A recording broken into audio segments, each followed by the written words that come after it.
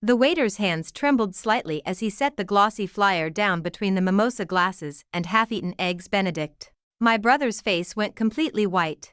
Mom's fork stopped halfway to her mouth. And there I was, my face, my name, my company, staring back at them from that Billboard advertisement, bigger than life. "Congratulations on your campaign launch, Ms. Reed," the waiter said quietly. "My daughter saw your story online. She wants to be an entrepreneur like you." "Hi, I'm Chloe. And this is the story of how my family's favorite brunch spot became the place where I finally stopped apologizing for taking up space. The thing about the Garden Cafe is that it's aggressively cheerful. Yellow walls, fresh peonies on every table, servers who call you hon without irony. It's the kind of place that makes you feel guilty for having problems, which is probably why my mother chose it for our monthly family brunches. I should have known something was off when Marcus arrived 15 minutes early. My older brother is chronically late to everything except job interviews and opportunities to make me feel small. He was already seated at our usual corner table, scrolling through his phone with that particular intensity that meant he'd found something interesting. "Chloe." Mom waved me over with her perfectly manicured hand. At 58, Linda Reed still dressed like she was heading to a board meeting, even for weekend brunch. Navy blazer, pearl earrings, lipstick that never smudged. "You look tired, sweetheart." That was Mom speak for "you look like shit," but I'm too polite to say it directly. "Thanks, Mom. Love you too." I slid into the booth across from Marcus, who didn't look up from his phone. "Morning, Marcus." He finally glanced at me, and I caught something in his expression. Satisfaction, maybe. Like a cat who'd just cornered a mouse. The server appeared instantly, a young guy with kind eyes and an earnest smile. "Good morning. I'm Derek, I'll be taking care of you today. Can I start you off with some coffee? Please." I needed caffeine more than I needed oxygen. The past 6 months had been a blur of 18-hour days, rejection emails, and credit card debt that made my stomach hurt. Mom ordered her usual egg white omelet. Marcus went with the steak and eggs, because of course he did. Everything about my brother was aggressively masculine, from his CrossFit membership to his finance job to the way he spread his arms across the back of the booth like he owned the place. "So," Mom said, folding her hands on the table. "How's the job search going, honey?" I'd been dreading this question for 3 weeks. "Actually, I'm not really job searching anymore." Marcus's head snapped up. "What do you mean?" "I mean, I'm working on something else. Something bigger. Bigger than having an income?" His voice carried that particular tone he'd perfected since childhood, the one that made me feel like I was still 12 years old, explaining why I'd failed another math test. "I'm building a company, Marcus." He laughed. Actually laughed. "A company? With what money? What experience? You got laid off from a marketing coordinator position 6 months ago." The words hit like a slap. True, but still a slap. "I have experience. I have ideas. I have what you have," Marcus interrupted, "is no job, no income, and apparently no sense of reality." "Mom, are you listening to this?" Mom shifted uncomfortably. "I'm sure Chloe has a plan, a plan." Marcus leaned forward, his voice getting louder. The couple at the next table glanced over. "She's 31 years old, living off savings and credit cards, talking about building a company. She's some kind of entrepreneur instead of just admitting she needs to get a real job." My face burned. The cheerful yellow walls suddenly felt like they were closing in. Derek appeared with our coffee, his timing impeccable in the worst possible way. He set my cup down gently, and I caught him glancing between Marcus and me with concern. "Thank you," I murmured. Marcus wasn't done. He never was. "You know what your problem is, Chloe? You think you're special. You think the rules don't apply to you. But here's reality, you're not even employed. You're a 31-year-old woman with a liberal arts degree and delusions of grandeur." The words hung in the air like smoke. I felt something crack inside my chest, not break, exactly, but crack. Like ice on a pond, that moment right before it shatters completely. "Marcus," Mom said quietly, "that's enough." But it wasn't enough. Not for him. He pulled out his phone and held it up, showing me the screen. "You want to know what I was looking at when you sat down?" LinkedIn. Specifically, my LinkedIn, where I just got promoted to senior vice president. Where I have actual accomplishments, actual success, not fairy tales about building companies. I stared at the screen. Senior vice president, 6-figure salary, company car. All the things that proved you were a real adult in the Reed family hierarchy. Derek approached cautiously with our food. Steak and eggs? That's me, Marcus said, not taking his eyes off me. His smile was sharp as a knife. The server set down the plates with practiced efficiency, but I caught him looking at me again. There was something in his expression, not pity, exactly. Recognition, maybe. Like he'd been exactly where I was sitting. Is there anything else I can get you folks right now? Derek asked. We're fine, Marcus said dismissively. But Derek wasn't looking at Marcus. He was looking at me, waiting for my answer. Actually, I said, my voice steadier than I expected, I think we might need a few more minutes. Derek nodded and stepped away, but not before catching my eye one more time. And in that brief moment, I saw something that made my breath catch. He knew who I was. The recognition in Derek's eyes sent electricity through my veins. Not the bad kind, the kind that meant something was about to change. Marcus was still talking, something about quarterly projections and performance bonuses, but his voice had become background noise. Like static on a radio you're not really listening to. You know what, Marcus? I said, cutting him off mid-sentence. You're absolutely right. He blinked, clearly not expecting agreement. What? I'm not employed. Not in the traditional sense. I picked up my coffee cup, surprised by how steady my hands were. I haven't been drawing a salary for 6 months. Mom's face softened with what looked like relief. Finally, her difficult daughter was seeing sense. But that's because I've been too busy building something to worry about paychecks. Marcus's fork paused halfway to his mouth. Building what, exactly? A consulting firm. Actually, a consulting firm that just landed its first major client. The words came out calm, measured. I was discussing the weather instead of the thing that had consumed every waking moment for half a year. What client? The skepticism in his voice was thick enough to cut. Meridian Hotels, the chain that's expanding into the Pacific Northwest? They needed someone to handle their digital marketing strategy for the launch. Marcus set down his fork. How much are they paying you? If this is real, if this is actually happening, then prove it. How much? The number sat on my tongue like a live wire. 6 figures, more money than I'd ever made in a single year. More money than Marcus made, actually, though I wasn't about to say that. Not yet. Enough, I said instead. Enough isn't a number, Chloe. Enough to matter. Derek appeared again, this time carrying a small silver tray. Excuse me, sorry to interrupt. He looked directly at me. There's someone here who'd like to meet you. Marcus frowned. Meet who? Ms. Reed, Derek said, and his smile was genuine now. The woman at table 6 saw you come in. She's Emily Chen, the food blogger? She said she's been following your story online. The world tilted slightly. Emily Chen had 200,000 Instagram followers and a food blog that had been featured in Food and Wine magazine. What story online? I'm sorry, Mom said, but I think there's been some confusion. No confusion, Derek said gently. Ms. Reed, the entrepreneur? The one with the Billboard campaign launching this week? Marcus's face went very still. Billboard campaign? Derek nodded enthusiastically. It's all over social media.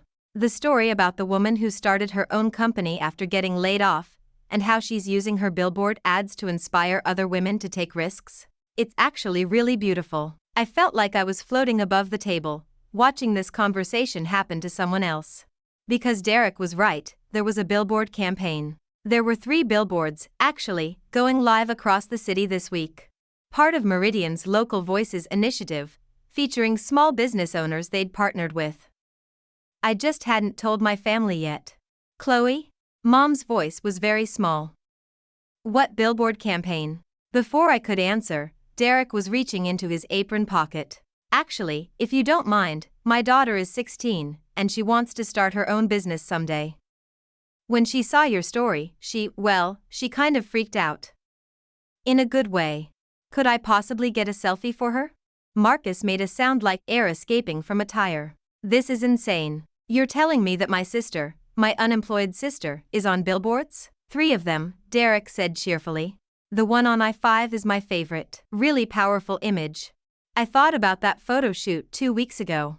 How terrified I'd been, standing in front of those lights and cameras. How the photographer had told me to think about what I wanted to say to every woman who was afraid to bet on herself.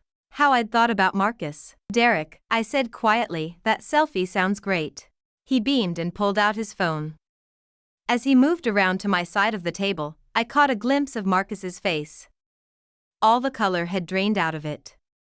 He looked like someone had just told him the laws of physics had been suspended. "This is impossible," he muttered. "Billboards cost thousands of dollars. Tens of thousands." "Actually," I said, as Derek positioned his phone for the shot, "Meridian is covering the cost. It's part of their partnership package with local businesses." Derek snapped the photo and showed it to me. I barely recognized myself, confident, poised, like someone who belonged in this moment. "Thank you so much," he said. "Maya's going to flip. She's been talking about your quote for days." "My quote? The one from the interview? About how the biggest risk isn't failing, it's spending your whole life wondering what would have happened if you'd tried?" I remembered saying that. It was during the photo shoot, when the reporter had asked me what I'd learned about taking risks. The words had come out before I could stop them, raw, honest, true. "I should get this to Maya," Derek said, holding up his phone. "But first, let me grab something from the hostess stand. I think you'll want to see it." He walked away, leaving the three of us in silence. Mom was staring at me like she'd never seen me before. "Chloe, sweetie, why didn't you tell us?" "Because," I said, looking directly at Marcus, "I wanted to be sure it was real first." Marcus opened his mouth, then closed it again. For the first time in 31 years, my big brother was speechless. Derek was walking back toward our table, carrying something in his hand. Something glossy and rectangular that made my heart start hammering against my ribs. Because I knew exactly what it was. Derek was carrying a glossy flyer, the kind they put at hostess stands to promote local events. But this wasn't about weekend specials or live music. It was about me. My face looked back at me from the glossy paper, professional, confident, shot against the backdrop of the city skyline. The headline read, "Chloe Reed, Redefining Success," in bold letters. Below that, smaller text, "From layoff to launch, how one woman turned uncertainty into opportunity." "The restaurant got these yesterday," Derek said, setting the flyer down in the center of our table. He was serving the most delicate dish. "They're promoting local businesses featured in the Billboard campaign. The manager wanted to make sure we had them on display." Marcus stared at the flyer like it might spontaneously combust. "This is real." "Very real," Derek said. "Actually, if you don't mind me saying, Ms. Reed, your story really hit home for me. I'm working here while I finish my business degree. Sometimes my family asks when I'm going to get a real job. Your interview reminded me that sometimes the real job is the one you create for yourself." Mom picked up the flyer with shaking hands. "Chloe, honey, you look so professional. So confident." "Because I am," I said simply. Derek's radio crackled. Another table needed attention. "I should let you folks finish your meal," he said. "But Ms. Reed, seriously, thank you. For the story, for the inspiration. For showing people like me that it's possible." He walked away, leaving us with the flyer sitting between the cooling eggs and untouched toast. Marcus finally spoke. "Why didn't you tell us?" "When?" I asked. "When you were explaining to me how I had no experience? When you were listing all the ways I was delusional? When you announced to this entire restaurant that I wasn't even employed?" His face flushed red. "I didn't know, you didn't ask." The words came out sharper than I intended, but I didn't soften them. "For 6 months, every time we talked, you assumed the worst. You decided I was failing before you even knew what I was trying to do." Mom was reading the flyer, her lips moving slightly with the words. "It says here you've already hired 2 employees, Sarah and Michelle. Both women who were laid off from their marketing jobs last year. Both brilliant. Both told by people in their lives that they should just find something stable instead of taking risks." "Chloe," Marcus said quietly, "I was trying to protect you." "From what?" "From disappointment. From failure. From..." He gestured helplessly at the air. "From getting your hopes up about something that might not work out." I looked at my brother, really looked at him. At his expensive shirt and his perfectly styled hair and his face that had never known the terror of betting everything on yourself. at the man who had spent his entire life coloring inside the lines and couldn't understand why anyone would want to draw their own. Marcus, I said gently, when was the last time you did something that scared you? He blinked. What do you mean? I mean, when was the last time you took a risk? When you tried something that might fail? When you put yourself out there in a way that wasn't guaranteed to work? He opened his mouth, then closed it. The silence stretched between us like a bridge neither of us knew how to cross. My promotion, he said finally, that was. I worked really hard for that. Working hard isn't the same as taking risks, I said. Working hard is following the rules. Taking risks is rewriting them. Derek appeared again, this time approaching cautiously. I'm sorry to interrupt one more time, but there's actually someone else here who'd like to meet you, Ms. Reed. The gentleman at table 12 says he's from the Seattle Business Journal. He was hoping he could ask you a few questions about your expansion plans. I thought about the 3 new client meetings I had scheduled for next week. About the partnership proposal sitting in my inbox from a company in Portland. About the second round of Billboard's Meridian wanted to run in December. Tell him I'll be right over, I said. Derek nodded and walked away. I reached for my purse, but Mom's hand stopped me. Sweetheart, she said, I owe you an apology. Mom, no, let me say this. I was worried about you. We both were. But we should have trusted you. Should have asked what you needed instead of assuming you were lost. I squeezed her hand. I was lost, for a while. But that's different from being broken. Marcus was still staring at the flyer. Chloe, God, I'm such an ass. I said, standing up and smoothing my skirt. But you're my ass of a brother. And for what it's worth, I'm proud of your promotion. Senior VP is a big deal. He looked up at me, and for just a moment, I saw the boy who used to build blanket forts with me in the living room.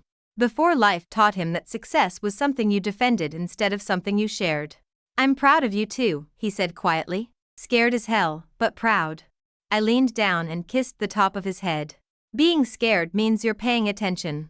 As I walked toward table 12, I caught my reflection in the restaurant's windows. The woman looking back at me wasn't the same one who'd walked in an hour ago.